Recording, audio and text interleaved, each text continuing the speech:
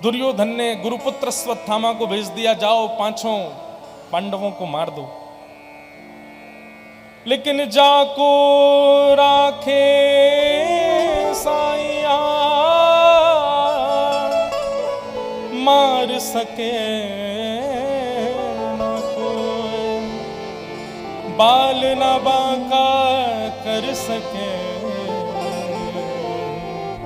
जो जग बैरी। जिसके ऊपर बरदस्त हो ठाकुर जी का, जिसकी रक्षा स्वयं ठाकुर जी कर रहे हैं, उसको कोई मार सकता है? प्रहलाद जी महाराज को कितने प्रकार से मारने का प्रयास किया। अंत में पूछा गया, बोले प्रहलाद तेरे पास कोई टोना टोटका है, कोई कवच पहन के रखा है, क्या बात है तुम मरते क्यों नहीं हो? तो प्रहलाद जी महाराज एक बात कहते हैं, दंता गजानां कुलिशाग्र निष्ठुर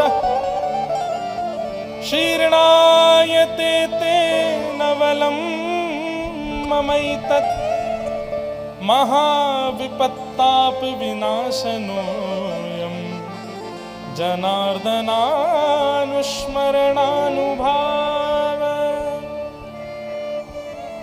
प्रहलाद जी कहते हैं, इतने बड़े बड़े हाथियों के दांत मेरा बाल बांका नहीं कर पाए, इतने विषैले सर्प मेरे को डस करके मार नहीं पाए, इतनी विषम परिस्थितियों में भी मैं जीवित बच गया। नवलम ममई तद, ये मेरा बल नहीं है तो फिर किसका बल है? बोले बड़ी बड़ी विपत्तियों का नाश करने वाले केवल और केवल जनार्दन भगवान के नाम का प्रभाव है ये मेरे साथ। हे राक्षसों, हे दानवों, तुम लोग मन में विचार कर लो, जिन भगवान का नाम मेरी इतनी रक्षा कर रहा है, यदि किसी दिन वो ठाकुर जी प्रकट हो गए तो कितनी रक्षा करेंगे? बहुत ध्यान से सुनिएगा। बागेश्वर धाम दरबार में या फिर कथा में भी आप लोग क्या सुनते हैं? केवल भगवान का नाम ही सुनते हैं, भगवान का नाम ही सुनाया जाता है। महाराज जी किसी को पीड़ा हो तो भगवान का नाम ही देते हैं, बोले नाम करो, नाम से होगा। कोई मंत्र भी बोले तो मंत्र में भी नाम है। सोचो, जिन भगवान का नाम इतना प्रभावशाली है कि वो हमारी आपत्ति विपत्ति पीड़ाओं को केवल सुनाने मात्र से दूर कर देता है, किसी दिन स्वयं ठाकुर जी प्रकट हो जाएंगे तो वो कितने बलशाली होंगे। स्वयं ठाकुर जी के बल का विचार करो। अंत में निकला यह परिणाम, राम से बड़ा राम का नाम। राम जी का नाम बहुत बड़ा है। नाम का प्रभाव। ठाकुर जी पांचों पांडवों को सोते हुए उठा के कहीं और ले गए और अश्वत्थामा ने आकर के द्रौपदी के सोते हुए 5 पुत्रों को मार दिया। प्रातःकाल होने पर जब देखा कि पांचों बालक मरे पड़े हैं, अर्जुन ने प्रतिज्ञा ले ली कि मैं बालकों के हत्यारे को जीवित नहीं छोड़ूंगा। अश्वत्थामा को बंदी बनाकर के जब द्रौपदी के सामने प्रस्तुत किया, बहुत ध्यान से सुनिएगा।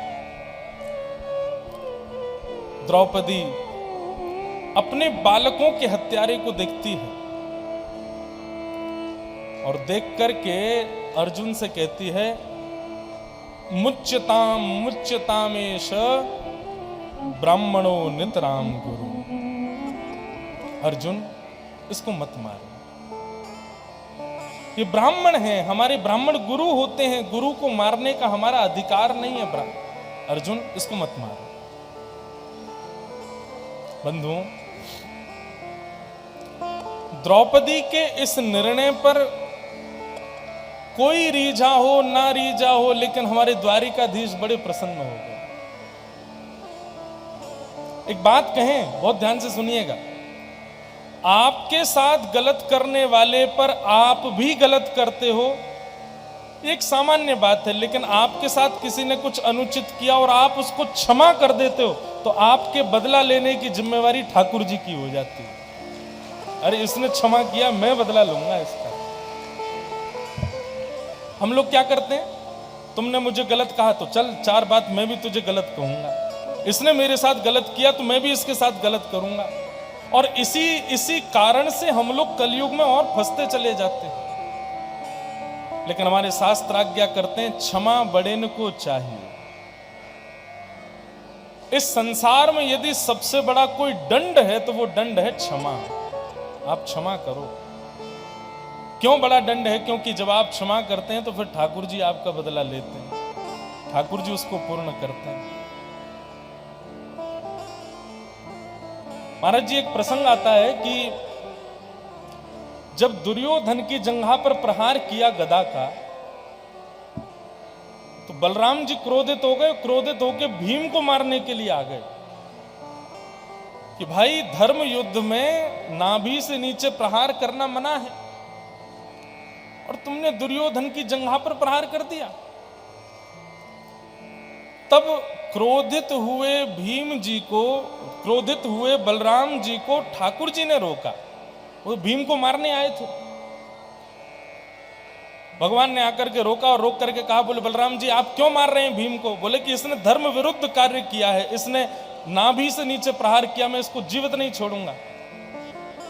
तब भगवान बलराम जी से कहते हैं, बोले अच्छा, जब ये दुर्योधन भरी सभा में कह रहा था कि मेरी जंघा पे द्रौपदी को बैठा दो, तब आपको धर्म की याद नहीं आई? जब ये भरी सभा में दुशासन से कह रहा था कि निर्वस्त्र करके द्रौपदी को मेरी जंघा पर बैठा दो, तब आप कहां थे? वास्तव में नाभि से नीचे प्रहार करना धर्म युद्ध में मना है, लेकिन जिस समय दुर्योधन कह रहा था कि द्रौपदी को निर्वस्त्र करके जंघा पर बैठा दो, उस दिन भीमसेन ने प्रतिज्ञा ली थी कि द्रौपदी नहीं बैठेगी, एक दिन वचन देता हूं कि मेरी गदा जरूर तेरी जंघा पर बैठेगी।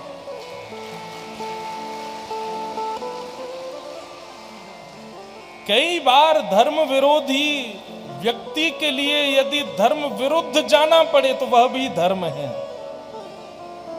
कई बार अब कोई गौ माता को परेशान करे, अबला नारी के साथ में दुष्कर्म करे, उसके लिए हम धर्म का निदान थोड़ी देखेंगे कि धर्म क्या कहता है, ऐसा नहीं करना, ऐसा नहीं करना। जब दुष्कर्मी व्यक्ति हो तो उसके लिए धर्म विरुद्ध जाके भी क्रिया की जाए तो उसमें कोई संशय नहीं, लेकिन गुरुजनों से पूछ करके, अपने मन से नहीं। क्योंकि हर व्यक्ति जो हमारे साथ गलत करता है, हमको वो धर्म विरोधी ही दिखता है, उसके संग हम बुरे से बुरा करने के लिए चाहते हैं। गुरुजनों से पूछ करके।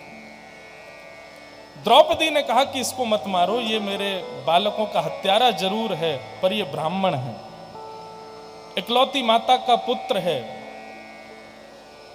इसलिए इसको मत मारो। द्रौपदी की ये बात सुनकर के ठाकुर जी इतने प्रसन्न हो गए, अपने बालकों के हत्यारे को क्षमा कर रही है। भगवान ने द्रौपदी को अपना नाम दे दिया, मेरा नाम कृष्ण, और आज से द्रौपदी का नाम कृष्णा। निरीक्ष कृष्णापकृतं गुरुसुतं वाम स्वभावा कृपया नाम च। निरीक्ष कृष्णापकृतं गुरुसुतं। कृष्णा को देख करके ठाकुर जी बड़े भावुक हो गए। द्रौपदी ने पांचों बालकों के हत्यारे को छोड़ने का भाव रखा। अर्जुन ने भगवान से पूछा, भगवान ने कहा ब्राह्मण कैसा भी क्यों ना हो उसको मारना नहीं चाहिए, बालकों का हत्यारा कोई भी क्यों ना हो उसको छोड़ना नहीं चाहिए।